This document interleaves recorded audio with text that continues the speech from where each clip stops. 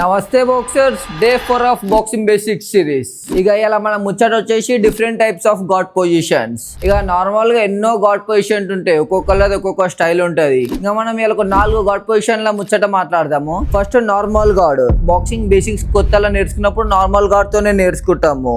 And open guard. Open guard ఇది risky one, but మనం technical గా ఆడాలి. దీంతో టెక్నికల్ గాడ్ ఇది. ఓపెన్ గాడ్ అంటే మనం హ్యాండ్స్ కింద పెట్టి ఫ్రీగా ఆడాలి, డిఫెండ్ చేసుకోవాలి, ఫెయింట్ ఇయ్యాలి, ఇదంతా ఉంటది. ఇలా ఓపెన్ గార్డ్ లా risky one but best one.